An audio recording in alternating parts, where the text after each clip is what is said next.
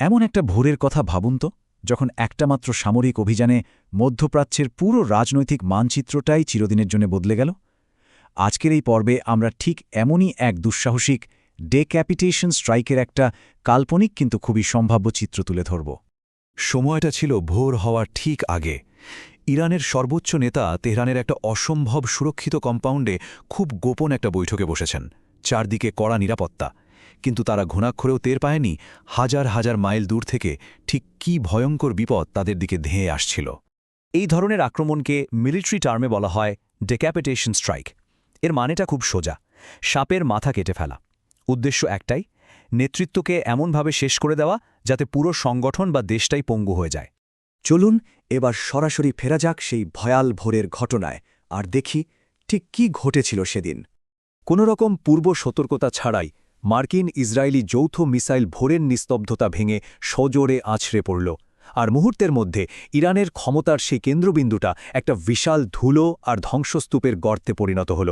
হামলাটা ছিল নিখুঁত, বিধ্বংসী এবং একেবারে অপ্রত্যাশিত।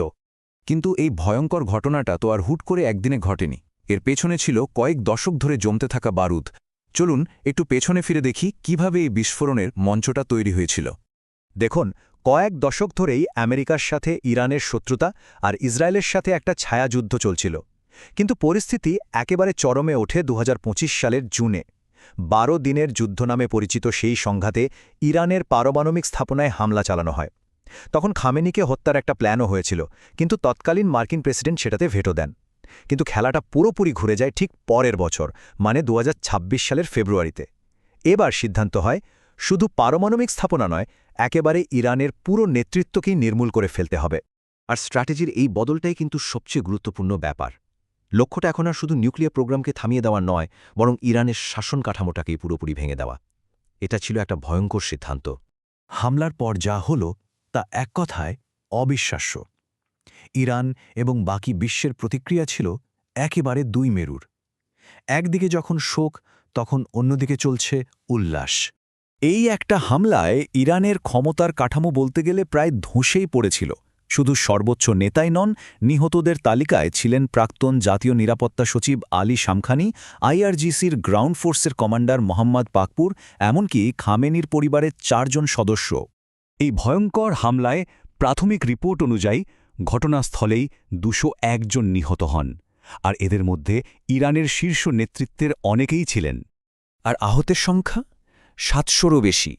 এই সংখ্যাগুলোই আসলে বলে দেয় যে হামলাটা কতটা বিধ্বংসী ছিল। হামলার পর ইরানের আনুষ্ঠানিক প্রতিক্রিয়াটাও ছিল বেশ নাটকীয়।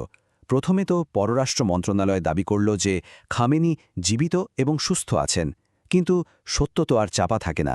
কয়েক ঘণ্টা পরই সুপ্রিম ন্যাশনাল সিকিউরিটি কাউন্সিল তার মৃত্যুর খবরটা নিশ্চিত করে। এরপর রাষ্ট্রীয় টিভিতে তার মৃত্যুকে শাহাদাত ঘোষণা করে ৪০ দিনের জাতীয় শোক পালন করার কথা বলা হয়। দুনিয়া জুড়ে প্রতিক্রিয়াটা ছিল একেবারে বিপরীত। একদিকে ইরানে যখন ৪০ দিনের শোক চলছে, তখন আমেরিকা আর ইসরায়েলের নেতারা রীতিমতো উৎসব করছেন। ইরানের রাষ্ট্রীয় মিডিয়া যেখানে এটাকে শাহাদাত বলছে, সেখানে পশ্চিমা নেতারা বলছেন এটাই নাকি ন্যায় বিচার। মার্কিন প্রেসিডেন্ট ডোনাল্ড ট্রাম্পের প্রতিক্রিয়া ছিল সবচেয়ে সরাসরি। তিনি তার সোশ্যাল মিডিয়া প্ল্যাটফর্মে সোজাসাপটা লিখলেন, খামেনি ইতিহাসের জঘন্যতম ব্যক্তিদের একজন, মারা গেছে। তার এই একটা কথাই যেন পশ্চিমা বিশ্বের মনোভাবটা পরিষ্কার করে দিল। অন্যদিকে ইসরায়েলের প্রধানমন্ত্রী বেঞ্জামিন নেতানিয়াহুও এই খবরটা কনফার্ম করেন। এমনকি এটাও শোনা যায় যে খামেনির মৃতদেহের ছবি দেখিয়ে তাকে নাকি মৃত্যুর ব্যাপারে পুরোপুরি নিশ্চিত করা হয়েছিল। আচ্ছা, তাৎক্ষণিক প্রতিক্রিয়া তো দেখা গেল, কিন্তু এর দীর্ঘমেয়াদী প্রভাবটা কি? এই একটা হামলা কি সত্যিই একটা নতুন মধ্যপ্রাচ্যের জন্ম দিল? হামলার প্রভাব পড়তে একদমই সময় লাগেনি। সাথে সাথে ইরান থেকে ব্যালিস্টিক মিসাইল ছোড়া হলো। বাগদাদে মার্কিন দূতাবাসের কাছে শুরু হলো বিক্ষোভ। কিন্তু সবচেয়ে বড় সংকটটা তৈরি হলো ইরানের ভেতরেই। একদিকে মারাত্মক নেতৃত্ব সংকট, আর অন্যদিকে পুরো জাতিটাই যেন দুই ভাগে ভাগ হয়ে গেল। আর এই বিভেদটা ছিল চোখে পড়ার মতো।